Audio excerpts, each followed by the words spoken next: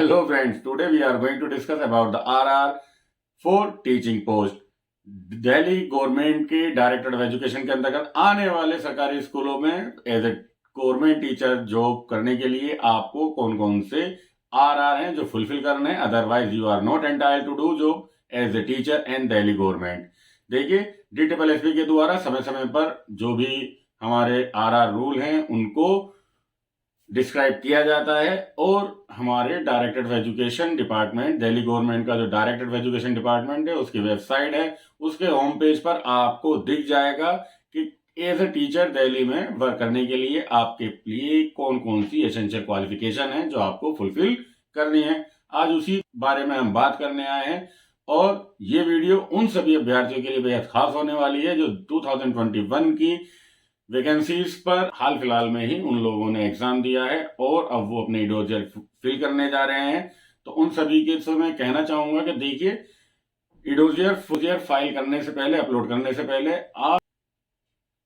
आप जिस पोस्ट के लिए इडोजियर फिल कर रहे हैं उससे पहले, इडोजियर फिल करने से पहले आप अपने पोस्ट के रिगार्डिंग जो भी RR रूल हैं उनको एक बार ध्यान से जरूर पढ़ लीजिएगा, समझ लीजिएगा, ताकि आपसे ऐसी कोई भी भूल या चूक ना हो जाए जिसके कारण आपको भारी नुकसान झेलना पड़े।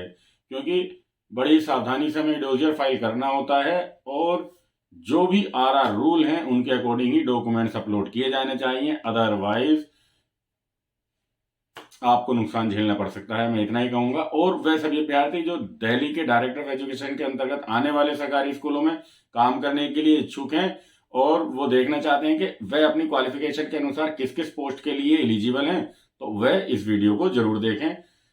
चलिए, मैं आपको ले चलता हूं director of education Delhi government की वेबसाइट पर, जहां पर ये RR रूल गिवन है और अच्छे से इनको डिस्कस कर लेते हैं, समझ लेते हैं, ताकि हम ये समझ पाए कि हमारी क्वालिफिकेशन के अनुसार हम किस किस पोस्ट पर अप्लाई कर सकते हैं। DSSP में जब भी वैकेंसीज निकलती हैं हम किस किस पोस्ट के लिए एलिजिबल हैं, और यदि जिस पोस्ट के लिए आप इच्छुक हैं काम करने के लिए और या जिस पोस्ट पर हम काम करना चाहते हैं उसके अंदर कौन कौन सी एसेंशियल क्वालिफिकेशन हमें फुलफिल करनी पड़ेंगी, ताकि हम उन्हें कर लें और अपनी जिस पोस्ट के लिए हम इच्छुक हैं उसके लिए अप्लाई कर सकें।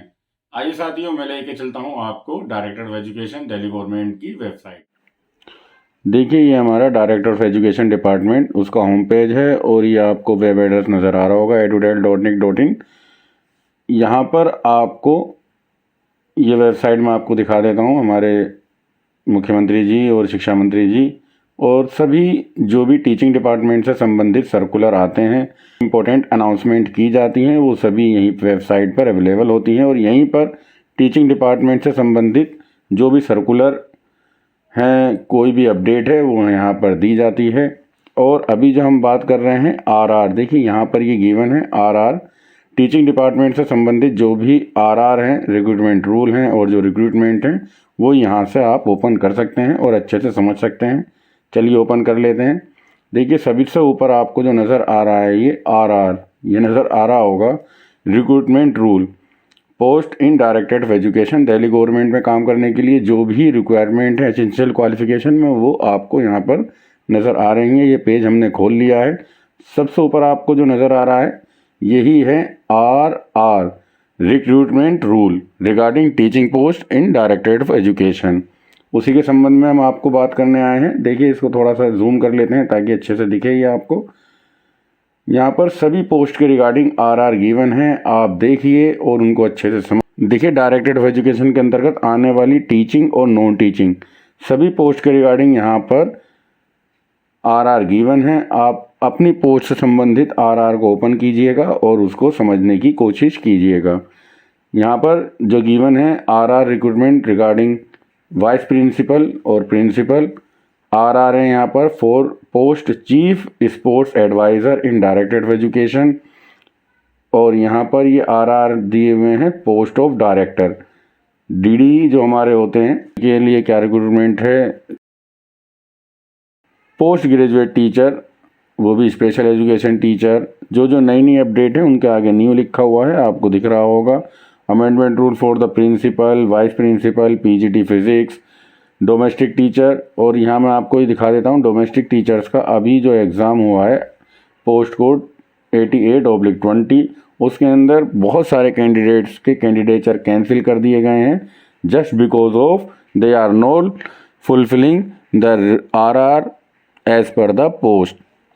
आरआर के रिगार्डिंग उन्होंने जो भी रिक्वायरमेंट थी, एसेंशियल क्वालिफिकेशन थी, उसको फुलफिल नहीं कर रहे थे तो कैंसिल कर दिया। बाकी सभी पोस्ट, टीचिंग पोस्ट से रिलेटेड यहाँ पर आपको नोटिफिकेशन मिल जाएंगे, आप यहाँ से डाउनलोड कर लीजिएगा और अच्छे से रीड कीजिएगा। मैं कुछ सभी तो आपके सामने एक एक आरआर को नहीं पढ़ सकता हूँ, उसमें काफ़ी टाइम लग जाएगा। साथियों, जिस पोस्ट से के रिगार्डिंग आप तैयारी कर रहे हैं अपनी पोस्ट यहाँ पर देखिए और उसी से संबंधित आप अपने आरआर रूल के अकॉर्डिंग अपना फॉर्म फिल कीजिए ताकि आपको फ्यूचर में किसी भी प्रकार की कोई परेशानी ना हो। देखिए, सारे तो पॉसिबल नहीं है साथियों, पर हम कोशिश करते हैं कुछ आरआर को रीड करने की ताकि जो भी कन्फ्यूज़न है थोड़ी बहुत वो हम दूर कर पाएँ। पहले हम रीड कर लेते हैं RR for the post of domestic science teacher. Science teachers के लिए क्या क्या आरआर गिवन है डीओई की वेबसाइट पर, उसको हम देख लेते हैं।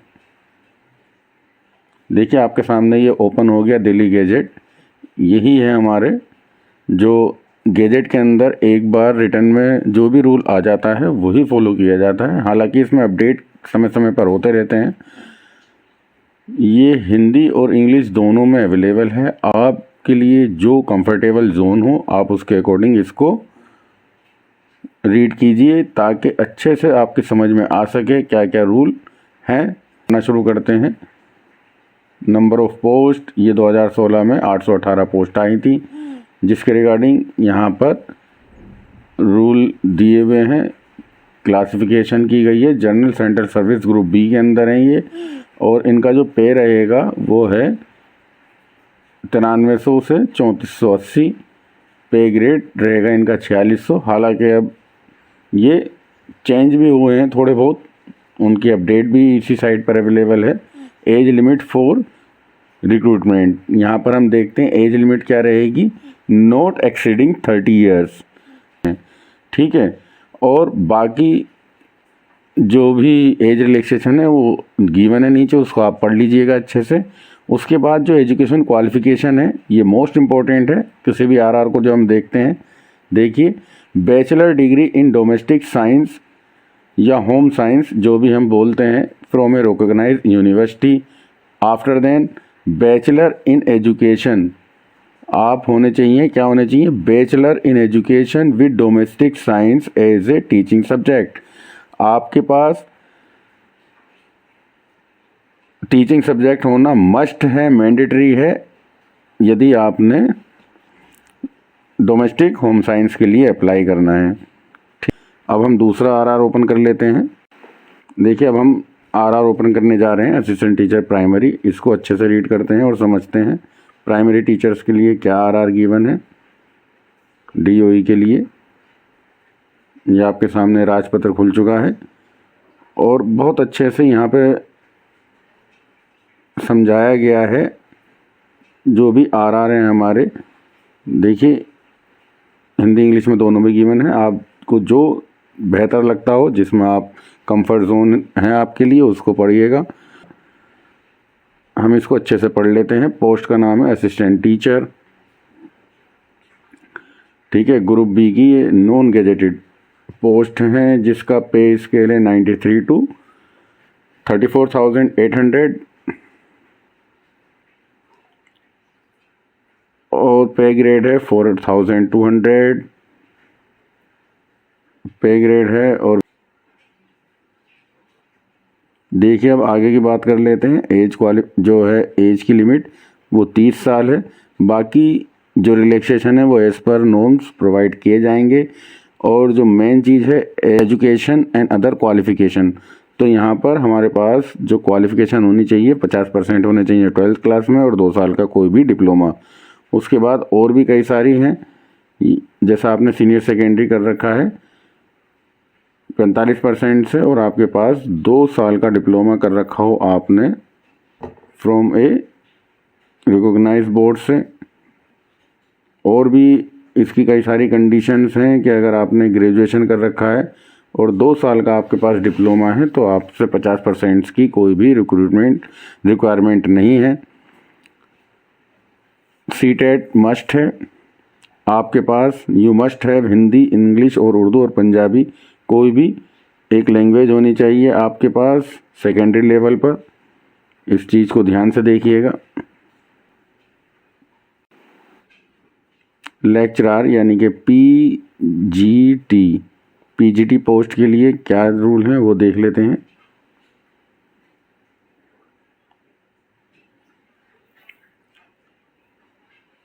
यहाँ पर पीजीटी पोस्ट के लिए जब हम देखेंगे तो लेक्चरर फिजिक्स के लिए अलग हैं, म्यूज़िक के लिए अलग हैं, लेक्चरर होम साइंस या डोमेस्टिक साइंस, और ये कॉमर्स, आर्ट्स, इंजीनियर ड्राइंग, सभी के अलग अलग आरआर हैं। एक जर्नल आरआर देख लेते हैं हम।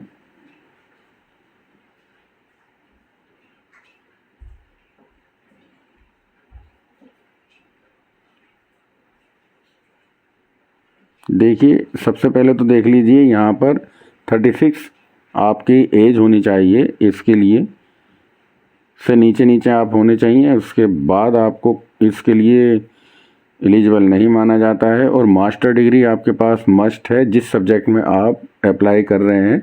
जैसे आप अगर संस्कृत पीजीटी हैं तो आपके पास मास्टर डिग्री होनी चाहिए। संस्कृत, हिंदी, जो भी आपका कंसर्न सब्जेक्ट है उसके पास आपकी डिग्री होनी ज़रूरी है।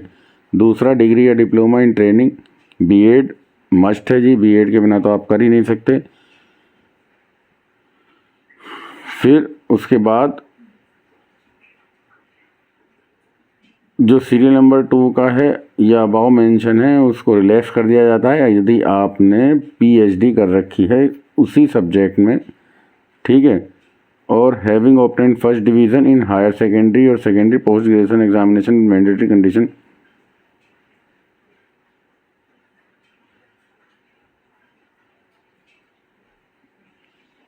देखिए यदि आपने फर्स्ट डिवीज़न है आपकी हायर सेकेंडरी में, डिग्री में और पोस्ट ग्रेजुएशन में, तो आपको बीएड करने के लिए भी ज़रूरी नहीं है। आप विदाउट बीएड भी एग्ज़ाम में पार्टिसिपेट कर सकते हैं। हालांकि जब आपका सिलेक्शन किया जाएगा आफ्टर देन आपको बीएड करनी होगी, उसके लिए आपको टाइम मिलेगा, मगर एग्ज़ाम देने के लिए आप एलिजिबल हैं, वो ज़्यादा इम्पोर्टेंट है यहाँ पर। और बाकी बहुत सारे हमारी जो एज रिलैक्सेशन है, क्वालिफ़िकेशन में जो भी रिलैक्सेशन प्रोवाइड की जाती है, इनको आप बहुत अच्छे से पढ़ लीजिएगा। मैंने कोशिश की है आपको कॉमन से कॉमन चीज़ दिखाने की कि कुछ आइडिया हो जाए आरआर के रिगार्डिंग लाइव। आशा करता हूं साथियों मेरे द्वारा दी गई जानकारी जो भी हमने डिस्कस की है आपको ज़रूर पसंद आई होगी। यदि वीडियो पसंद आई हो, देखिए कोई कंजूसी मत करना, वीडियो को लाइक जरूर करना और हमारे चैनल को सब्सक्राइब जरूर करना, ताकि वीडियो से संबंधित अन्य जानकारियां और DSSB या डायरेक्टर ऑफ एजुकेशन के अंतर्गत आने वाली तमाम अपडेट्स आपको प्राप्त होती रहें।